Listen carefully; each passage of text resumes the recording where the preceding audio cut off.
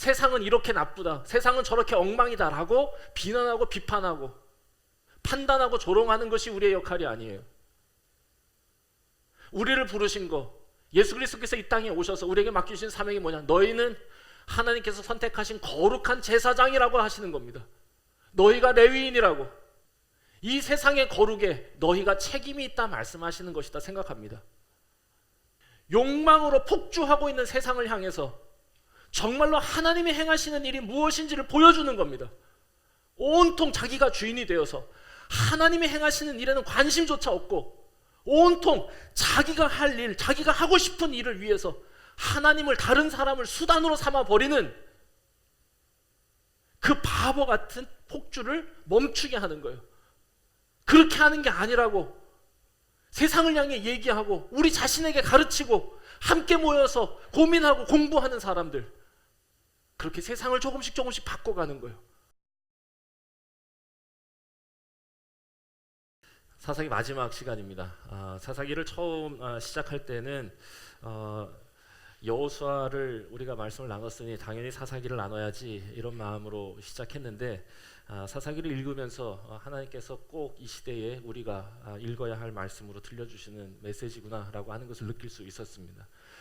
그래서 한 주 한 주 말씀을 준비하는 것이 쉽지는 않고 또 많이 아프고 또 여기서 어떻게 이 시대에 우리가 적용하면서 살아가야 할지 고민하게 되는 시간이 아니었나 이런 생각해 봅니다. 저는 오늘 설교를 준비하면서 단어 하나를 키워드로 정했습니다. 엉망진창입니다. 엉망진창. 일이나 사물이 제 멋대로 뒤엉켜서 심하게 갈피를 잡을 수 없도록 되어버린 상태, 이걸 엉망진창이라고 한답니다. 정말 엉망진창입니다. 우리는 이제 지지난주에 바로 지난 사사기 말씀에서는 17장 18장에 나오는 미가의 제사장의 이야기, 그 미가라고 하는 사람이, 미가 예후라고 하는 사람이 제사장을 자기 집에 드리는 이야기를 했잖아요. 그 큰 주제가 뭐였냐? 하나님을 제 멋대로 굴리는 겁니다.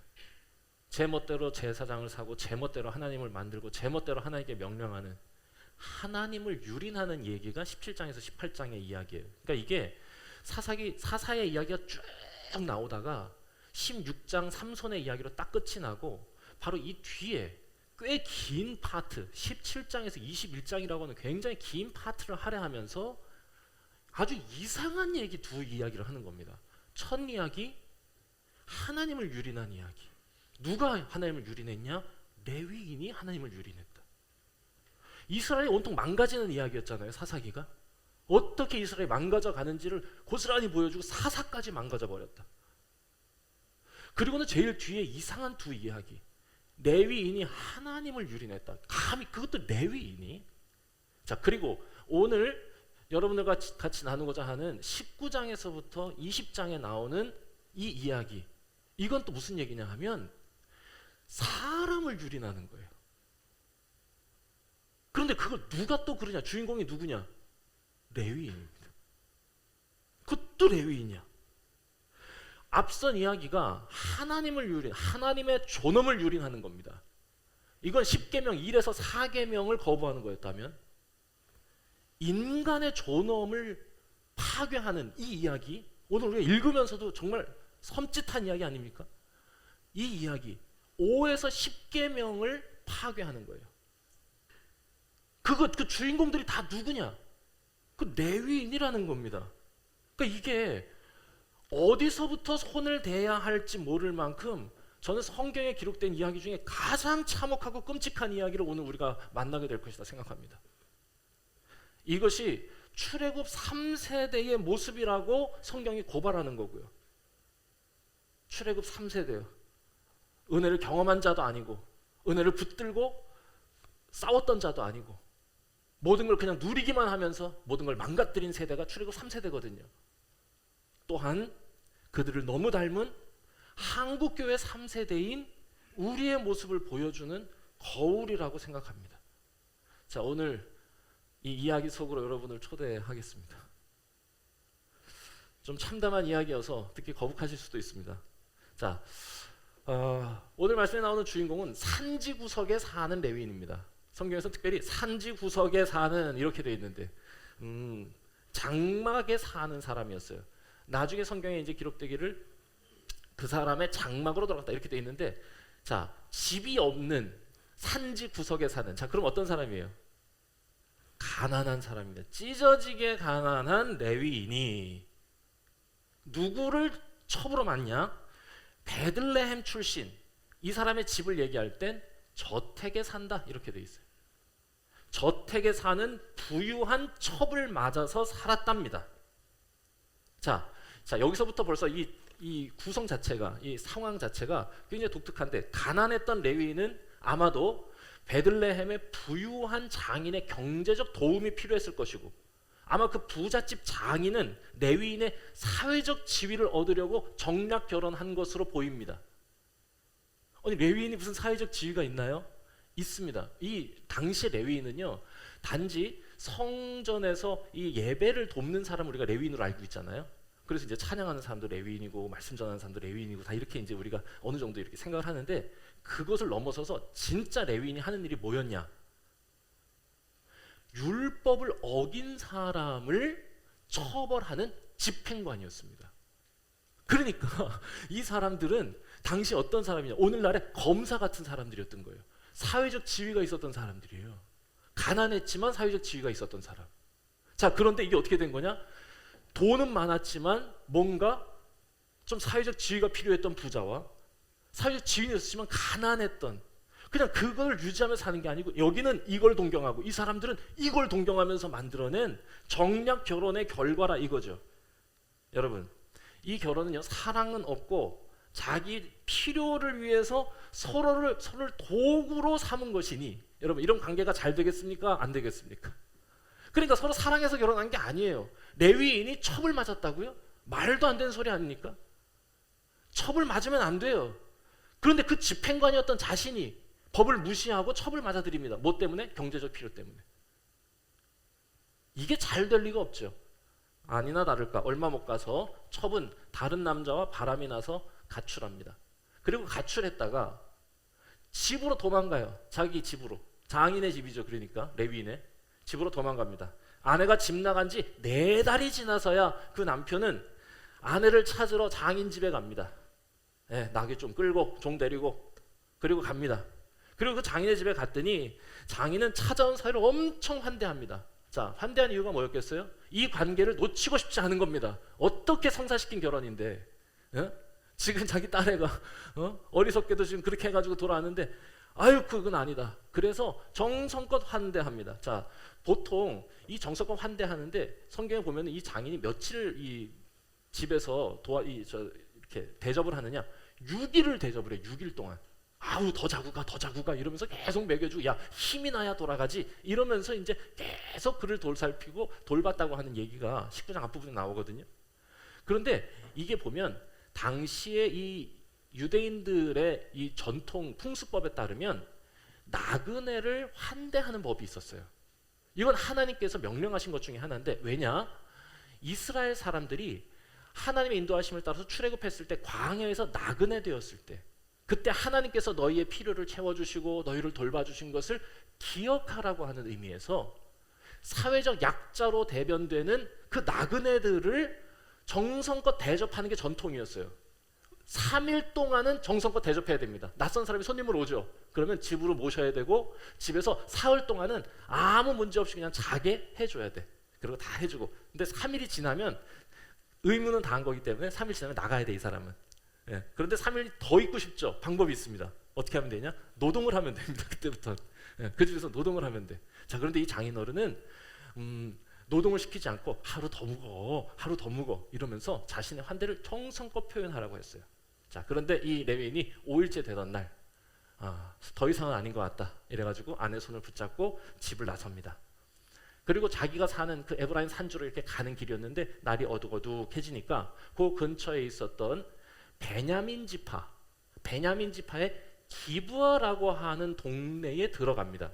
그 동네에 들어가서 마을 광장에 이러고 앉아 있었어요. 앉아 있었던 이유는 뭐냐? 당시에는 나그네 환대법이 있었기 때문에 거기 앉아 있으면 사람들이 와서 자기네들을 영접한다면 좀 초대하고 집에서 자기를 대접해 줄 거라고 생각한 거예요. 하룻밤을 여기서 머물러야 되니까. 그런데 신기하게도 아무도 말 걸지 않았습니다. 근데 그곳에서 아무도 말을 걸지 않았다는 거예요. 해가 떨어질 때까지 누구 하나 말도 걸지 않았어요. 나그네를 환대하는 전통이 완전히 무시되는 동네였다는 겁니다. 그리고는 한참이 지나서야 처음으로 말을 건넨 사람이 있는데, 이 사람은 어떤 사람이에요? 어떤 노인이 말을 걸어요. 근데 이 노인을 특별히 그 출신 성분을 쫙 설명을 합니다. 성경에서. 어떤 사람이냐? 어떤 사정이 있어서 자기 고향을 떠나왔고 땅을 팔고 떠나와서 이 기브아라고 하는 이 동네에 와서 소작으로 일하는 사람이라는 거예요. 그러니까 이 사람도 나그네죠.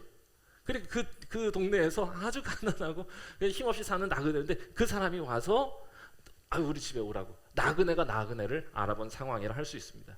그리고 자기 집에 와서 레위인하고 그 첩을 짐을 풀게 하고 따뜻하게 환대합니다. 자, 그날은 그렇게 밤이 지날 줄 알았는데, 자, 여기부터 오늘 우리가 읽은 부분입니다. 일단 지금 여기까지도 굉장히 문제들이 곳곳에서 보입니다. 정략 결혼, 레위인의 타협, 또 환대해야 하는 기브아의 무시. 그런데 무시 정도로 끝나는 게 아니고 아까 우리가 읽었던 그 참혹한 장면이 시작되는데요. 동네 불량배들이 나타나서 그 노인의 작은 집을 둘러싸고 겁박하기 시작하는 이야기가 나옵니다. 그러면서 뭐라고 얘기하냐? 레위인을 내놓으라고 그러는 겁니다. 레위인 내놔. 목적은 뭐냐? 성관계입니다. 그와 관계하겠다. 이거 소돔과 고모라에서 룻의 가족들에게 행했던 일이 고스란히 반복되는 거예요. 소돔과 고모라에서나 있을 법한 이야기가 이스라엘 한 복판에서 재현되고 있다는 얘기입니다. 여러분, 이스라엘을 하나님께서 부르신, 아브라함을 부르신 목적이 뭐였습니까? 나그네가 고통받던, 학대받던 세상을 제발 바꿔놓으라는 거 아니에요. 이런 세상 바꿔놓으라고 내가 너를 부른다는 거 아니었습니까? 그런데 오히려 이 사람들은 나그네를 괴롭히고 학대하는 형국이라 이거지. 말도 안 되는 소리를 합니다. 엄청 실랑이가 오갔어요. 그랬을 때 이 집주인인 노인이 제시한 타협안이 뭐냐? 여기서부터 진짜 제가 입에 담기도 싫은데요. 이 사람이 하는 말이 뭐냐? 야, 이 레위인은 안 돼. 레위인에게는 이렇게 하지 말고 내 딸이나 레위인의 첩이 있으니까 너희 좋을 대로 해. 여러분, 이게 지금 이게 말이에요, 방구예요? 이거는 방구만도 못합니다. 그래도 물러서지 않는 불량배들에게 두려움을 느꼈는지 이 레위인은 갑자기 어떻게 하느냐? 자신의 첩을, 그 아내를 잡아다가 끌어가지고는 밖에다가 내던졌답니다. 그리고 문을 닫아버렸어요. 자기 살겠다고. 그리고 밤새 이 여자는 능욕당했고 새벽녘이 돼서야 문 앞에 기어와서 숨을 거뒀습니다. 이게 여러분 상상만 해도 몸이 부들부들 떨리는 이야기예요. 이스라엘이 다 미쳐 돌아가도 레위인은 그것을 처벌하고 정결하게 다시 깨끗하게 만들어야 할 사명이 있는 사람인데, 그 레위인이 어쩌다 이런 괴물이 된 것인가 말이지. 자기 아내를 던져버리고 문을 닫아버리다죠. 그리고 그 다음날 아침 문을 열고 나온 이 레위인이 문 앞에 엎드린 아내를 보고 한마디 던집니다. 일어나, 가자.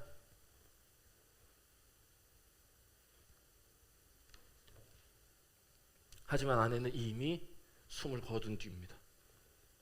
레위인은 그 아내의 시체를 나귀에 싣고 자기 집으로 돌아가서, 그리고는 그 시신을 칼을 들어서 토막내고 12지파에게 나눠 보냈답니다. 이 소포를 받은 12지파의 반응. 여러분, 이걸 받은 12지파는 어떤 반응을 해야 하냐? 모범 답안을 알려드리면 이런 짓을 한 레위인을 처벌해야 합니다. 왜냐하면 시체에 손을 대는 것만으로도 부정한 거예요.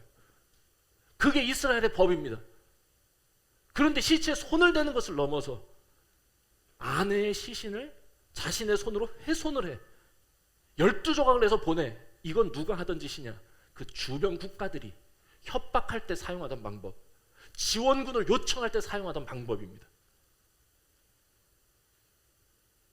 아무렇지도 않게 그 소포를 받은 사람들은 그게 잘못이라고 말하기는커녕 오히려 그것에 선동되어서 동조하여서 사람들이 왕창 모여들었어요. 얼마가 모여들었냐? 이 숫자가 중요한데 40만의 군사가 모였답니다. 미스바에. 여러분, 이 사사기 역사가가 기록하고 있는 이 숫자 하나하나가 의미가 있는데, 이 40만이라고 하는 숫자가 어떤 숫자냐? 이스라엘이 가나안을 정복하기 위하여서 모였던 군사의 수가 40만입니다. 가나안을 정복한 군사가 40만인데 지금 분노에 끌어서, 아니 선동되어서 이 자리에 모인 사람의 수가 40만. 누구의 부르심? 이 레위인의 부르심입니다. 이 레위인의 지위가 어느 정도였는지 가늠케 하는 대목이 아닐까 상상해 봅니다. 그리고 이 레위인이 이 많은 사람들 앞에서 얘기하는데 뭐라고 얘기를 하느냐? 기브아 사람들이, 저 베냐민 사람들이 이 어마어마한 악을 행하였다고만 얘기해요. 싹 빼놓은 게 하나가 있었어요. 뭔지 아세요? 자기가 아내를 집어 던졌다는 얘기. 이건 싹 뺍니다. 자신을 지키고 자신의 분노를 해결할 방법을 이 사람들에게 전하는 거짓, 절반의 진실, 절반의 거짓으로 사람들을 선동합니다. 그리고는 전쟁이 시작됩니다. 전쟁이 시작됐고 이스라엘은 다 같이 모여서 베냐민 지파를 때려잡기 시작해요. 장정 600명만 남기고 모두 죽였습니다. 거의 완전히 씨를 마르게 한 거야. 이게 무슨 일이냐? 여러분, 사사기 시작할 때 어떻게 시작했습니까? 이스라엘 사람들이 가나안을 완전히 진멸하고 깨끗하게 하나님의 나라로 올려드리지 못하고 가나안 사람들을 남겨두었다 하였죠. 그게 이 모든 불의의 씨앗이었다고 고발하는 게 사사기의 첫 시작이었죠. 자, 그런데 오늘 지금 이 이야기가 뭐예요? 진멸해야 될 대상은 남겨놓고 이스라엘은 서로를 지켜야 할 사람들이거든요. 지켜야 할 대상은 진멸하였다는 겁니다. 너무 아이러니한 상황. 아이고, 고생하셨습니다. 듣기 힘드셨죠? 여러분, 어디서부터 손을 대야 합니까? 율법을 지키기보다 돈을 얻기 위해서 첩을 들인 레위인, 음행을 부끄러워하지 않는 여인, 성적 쾌락을 위해서 약자를 학대하는 기부아 사람들, 자기가 살겠다고 아내를 죽음에 몰아넣는 남편, 세상이 미쳐 돌아가는 걸 알린답시고 아내의 시체를 훼손한 레위인, 그리고 그의 거짓과 기행에는 눈 감고 지켜야 할 동족은 진멸한 이스라엘. 아니, 어디서부터 손을 대야 돼? 어디서부터? 뭐가 잘못됐다고 뭘 지적해야 됩니까? 지적할 자격은 또 누가 있습니까? 여러분, 그야말로 완전한 타락, 총체적인 타락, 레위인으로부터 시작된 참담한 결과. 이렇게 사사기는 끝이 납니다, 여러분. 너무 당황스러워요. 17장 18장에선 레위인이 하나님을 유린했다고 그러고, 또 이 뒤에 19장 20장에선 그 레위인이 사람을 유린했다고 이렇게 얘기하면서 그냥 끝내버립니다. 어떤 해법을 주는 것도 아니고 그냥 단지 타락상을 보여주는 걸로 마무리를 짓는 거예요. 그냥. 그러니까 성경을 읽는 저의 마음이 너무 당황스러워요. 도대체 이런 참담한 이야기를 기록한 이 역사가는 누구인가라고 하는 궁금증이 생겼습니다. 누가 이 이야기를 이렇게 기록하고 있는가? 사사기를 기록한 어휘, 문체, 글 모양, 구성, 주제 분석해서 이것이 신명기적 역사가의 작품이라는 걸 알아냈습니다. 이 신명기적 역사가가 뭐냐 하면 신명기로부터 시작해서 쭉 여호수아 또 열왕기 상하까지 그 이야기를 쭉 기록하고 있는, 한번 그 이야기를 상상해 보시면 이건 뭐냐? 이야기잖아요. 이야기꾼인 신명기 사가의 작품이라는 걸 확인했어요.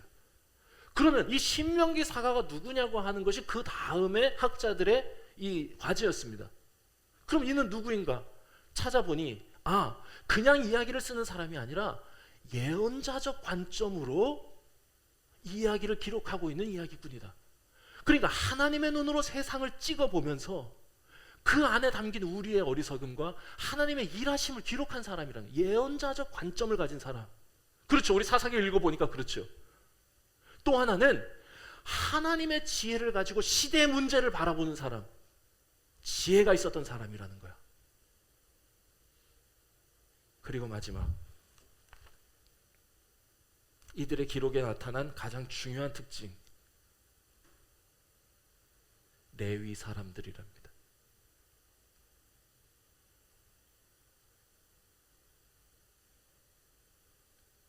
예언자적 관점을 가지고 그 세상을 바라보며 하나님의 지혜로 풀어 세상 사람들을 이끌기 원하는 레위 사람들이 이 역사를 기록했답니다. 레위인이요. 여러분, 이제서야 저는 모든 이야기의 실타래가 풀리는 것 같았어요. 이 모든 이야기를 기록한 사람이 레위인이었습니다. 마지막 두 이야기, 그 참혹한 이야기로 사사기를 매듭 지으면서 그 주인공이 레위인이었다고 말하는 자가 누군가? 레위입니다. 이 모든 이야기가 우리로부터 시작되었다고 하는 자기 반성이라는 거예요. 이 세상 다 레위인 탓이다라고 얘기하는 게 아니라, 이 세상의 참혹한 이유가, 이 암담한 결과가 우리 때문이다, 우리 때문이다 라고 얘기하며 자기 반성하고 있어요. 사사기를 시작하면서 고발했었던 얘기가 뭐냐? 이스라엘이 가나안 문화에 타협하게 된 거, 그 우리 때문이다. 하나님 버리고 돈 사랑하고 눈에 보이는 것들에 현혹되어서 살아가게 된 거, 그거 우리 때문이다, 우리 잘못이다 라고 기록하고 있다는 겁니다. 왜 이스라엘이 이렇게 망가지게 된 건지, 왜 이스라엘은 하나님의 존엄을 유린할 뿐 아니라 인간의 존엄도 망가뜨렸는지, 왜 그들은 하나님을 떠났고 어쩌다 이런 괴물이 된 건지, 이 총체적인 손을 댈 수도 없는 이 타락의 원인이 어디에 있는가? 우리의 잘못이라는 거예요. 바로 잡아야 할 우리가 망가뜨렸기 때문이라 그겁니다. 여러분, 그래서 말하려는 게 뭐냐? 그래서 이 사사기를 통해서 이 레위인들이 말하고 싶은 게 뭐냐? 오늘 말씀의 제목입니다. 우리가 망가뜨렸으니 회복도 우리의 몫이다라고 반성하는 거예요. 저는 이들의 이 고백이, 이 자기 반성이 오늘 이 시대 한국교회 3세대로 살아가는 저와 여러분들에게, 또 이 한국교회 위에 동일하게 임하게 됐으면 좋겠습니다.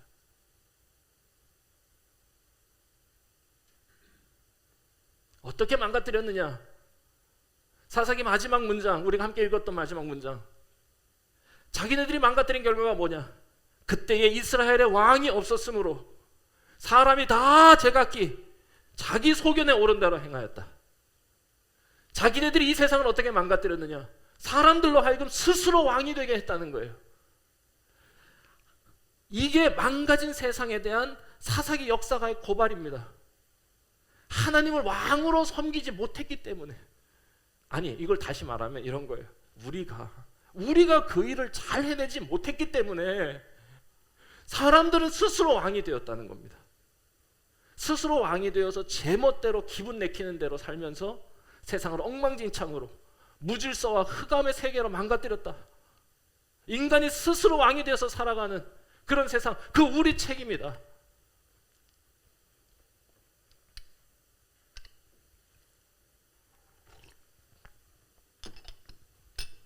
이게 저한테 너무 감동이 됐어요. 여러분, 우리에게 만약에 사명이 있다면, 우리 배화교회, 이 시대에 하나님께서 저희를 이 교회로 부르시고 또 함께 모여서 꿈꾸게 하신 목적과 이유가 있다면, 저는 우리에게 이 일을 잘해내라고 부르신 것이라 믿습니다. 그리고 오늘 이때에 우리에게 사사기를 읽게 하시고 또 이 말씀을 듣게 하신 이유도 여기에 있는 것 같아요.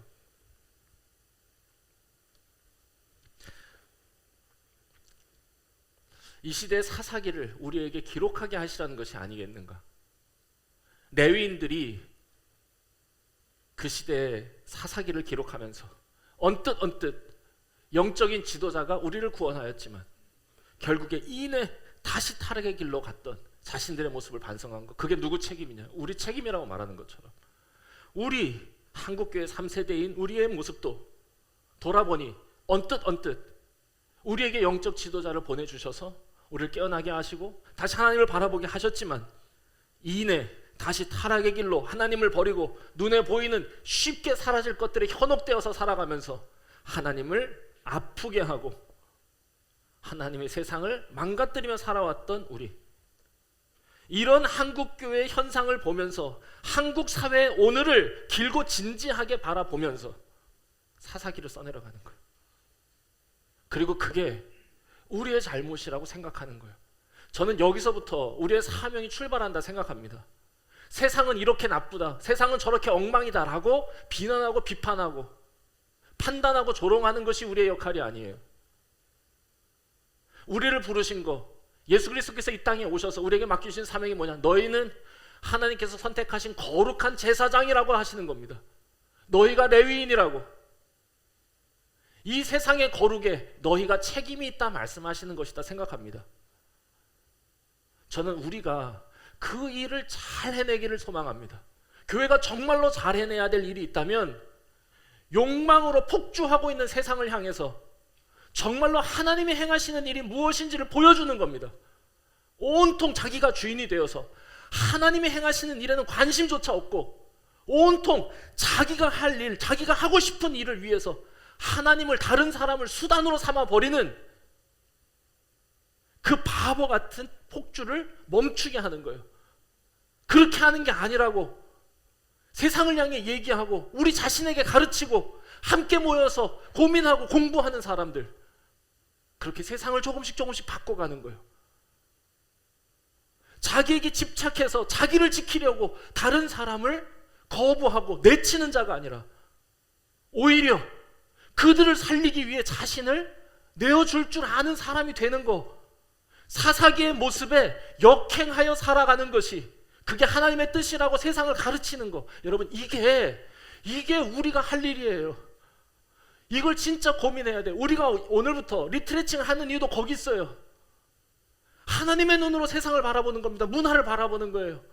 그래서 우리를 가르쳐야 할 게 뭔지, 우리가 세상을 향해 전해야 할 거, 하나님이 지금 세상 속에서, 아니 교회 속에서 행하시는 일 말고 내 삶 속에서 행하시는 일만 자꾸 생각하려 하지 마시고, 내 안에, 교회 안에 하나님을 자꾸 가두지 마시고 교회 넘어 하나님이 행하시는 일에 관심을 갖고 바라보는 거예요. 거기에 한 번이라도 관심 가져봤습니까 우리가? 그리고 그 일을 발견하고 그 일을 전하고 가르치고 그 일에 동참하는 거, 여러분 이게 진짜 거룩하고 근사하지 않습니까? 사사기의 사람들이 살아가던 그 길에 반대로 가는 겁니다. 사람들이 이렇게 간 그 모든 책임이 누구에게 있느냐? 레위인 자신들에게 있다고 하는 자기 고발이잖아요 이게. 그렇다면 오늘날 우리에게 하나님께서 기대하시는 바, 이 사사기를 읽는 우리에게 기대하시는 바가 뭐냐? 이렇게 살아가라고 얘기하는 겁니다. 항상 교회는 하나님이 행하시는 일을 바라보고 그 일에 사람들이 동참할 때 힘이 있었습니다. 그땐 빛이 났어요. 살아있었어요. 여러분 로마 시대에 로마 교회가 어떻게 로마의 국교가 되는 과정을 겪었는지 여러분 아십니까? 갑자기 AD 40년경 로마의 교회라는 게 세워졌을 때 전 세계에 통틀어서 기독교인은 1000명밖에 없었어요. 그런데 여러분 로마의 국교가 397년에 되는데요, 불과 300년이 지난 뒤 로마의 기독교인 수가 얼마가 됐는지 압니까? 최소 500만에서 750만이었답니다. 로마 인구의 절반이 넘은 상태예요. 도대체 그 사이에 무슨 일이 일어났는가? 많은 사회학자들, 역사학자들이 그 일을 아주 관심 있게 지켜봤어요. 갑자기 기독교인 황제 자리에 올라서 강제로 기독교를 국교로 삼은 것이냐? 아니에요. 대부분의 역사학자들은 뭐라고 얘기하느냐? 이미 대세가 된 기독교를 인정하고 용인했을 뿐이라는 겁니다. 그럼 어떻게 그 대세가 됐느냐라고 하는 과정을 설명할 때 재미난 이야기를 해요. 뭐냐? 전염병이 있었다는 겁니다. 두 차례의 큰 전염병이 있었대요. 마르크스 아우렐리우스 때 AD 150년경 그리고 260년경에 두 번의 어마어마한 전염병. 첫 번째는 천연두라고 예상하는데 그것 때문에 전체 인구의 많게는 절반, 적게는 3분의 1이 죽었답니다. 그런데 이 죽어가는 과정 속에서 사람들이 어떻게 했느냐? 많은 사람들은 병든 사람들을 내치고 가족들도 버리고 친구도 멀리하고 피했대요. 그런데 그리스도인들은 현저히 높은 생존율을 보였답니다. 너무 신기하죠? 특별한 치료약이 없던 시절 극진한 보살핌과 사랑만으로도 회복률이 여러분 높아진다는 거 아십니까? 이교도들은 두 번째 260경에 있었던 이 사건으로는 한 집에 한 명이 죽으면 다행이라고 했을 정도로 어마어마했답니다. 그런데 이때도 그리스도인들은 그들 곁에서 죽었고 그들과 함께 살아났답니다. 역사가들이 기록하고 있어요. 이교도들은 환자를 쫓아내고 친구도 멀리하고 가족을 버려서 어떻게든 그 죽음의 공포로부터 자신들을 지키려 했어요. 아니, 자기들만 지키려 했어요. 자기들이 살아나는 것에만 관심이 있었어요. 그러나 정말로 하나님이 그 시대에 하시는 이 일에 관심 있던 자들, 진짜 믿음을 가진 사람들은 어떻게 했느냐? 그들을 돌보고 아파하는 이들을 챙겼어요. 하나님이 하시는 일이 이것이라고 생각하고 그 일에 동참하는 것을 가장 영광이라고 여기면서 거기에 참여한 겁니다. 그러면서 기독교인의 수는 자연 증가하였다.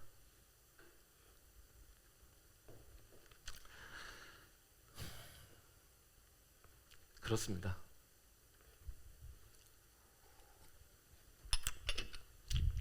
말씀 정리하도록 하겠습니다. 저는 오늘 우리의 모습을 사사기의 말씀에 비춰보면서 정말로 하나님께서 이 시대에 하시고자 하시는 일이 무엇인지를 발견하고 그 일에 동참하지 못한 한국교회, 또 그 일에 동참하지 못하는 한국 사회, 또 우리 모든 사람들의 모습을 바라보면서 그냥 단지 아파하고 단지 비난하고 단지 판단할 뿐 아니라 그 자리에서 나와서 그것이 우리의 책임임을 통감하고 우리에게 맡겨주신 사명이 세상을 향해 세상을 위해 그 이야기를 발견하고 전하고 가르치고 그 일에 참여하는 것임을 다시 한번 되새기면 좋겠습니다. 그래서 레위인들이 사사기를 기록하며 자기를 반성한 것처럼 오늘날 우리도 이 시대에 우리들의 모습, 어리석은 한국교회의 이야기를 사사기처럼 써내려가면서 우리를 반성하고 하나님께서 맡겨주신 일, 하나님께서 이 시대에 우리보다 앞서 행하시는 일들에 대하여 관심 갖고 그것에 동참하는 하나님의 종들이 다 되기를 바랍니다. 같이 기도하겠습니다.